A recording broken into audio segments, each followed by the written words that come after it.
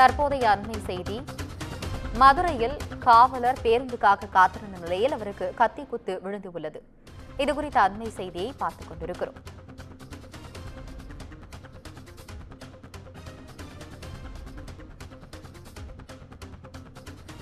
மதுரையில் பேருந்திற்காக காத்திருந்த காவலருக்கு கத்தி குத்து விழுந்துள்ளது.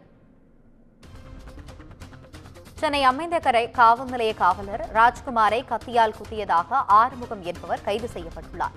இதுகுறித்த கூடுதல் விவரங்களுடன் இணைகிறார் செய்தியாளர் அருண். வணக்கம் அருண், கூடுதல் விவரங்களை சொல்லுங்க. மதுரை மண்டல நகர் பேருந்து நிலையத்தில் பேருந்துக்காக காத்திருந்த காவலரை கத்தியால் குத்திய நபர் தற்போது கைது செய்யப்பட்டு அவனியாபுரம் போலீசார் விசாரணை மேற்கொண்டு வருகின்றனர். அவரிடமிருந்து கத்தி மற்றும் அவர் பயன்படுத்திய கார் ஆகியவற்றை பறிமுதல் செய்து தற்போது போலீசார் விசாரணையானதை நடத்தி வருகின்றனர். விருதுநகர் மாவட்டம் காரியாபட்டி பகுதியைச் சேர்ந்தவர் ராஜகுமார். இவர் சென்னை அமைந்தகரை காவல் நிலையத்தில் 2ஆம் நிலை காவலராக பணியாற்றி வருகிறார்.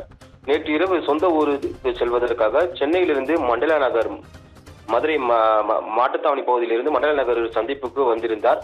அதனைத் தொடர்ந்து காரியாபட்டி பேருந்துக்காக காத்திருந்த போது அப்போது மதுரை சோழகுர்ணி பகுதியைச் சேர்ந்த ஆறுமுகம் என்பவர் தனது காரில் மண்டல நகர் பகுதியில் பெட்ரோல் பங்கில் பெட்ரோல் நிரப்பிவிட்டு பெட்ரோல் பங்கிலிருந்து வெளியே வரும்போது ஆறுமுகத்திற்கும் பேருந்துக்காக காத்திருந்த ராஜகுமாருக்கும் இடையே வாக்குவாதம் ஏற்பட்டது.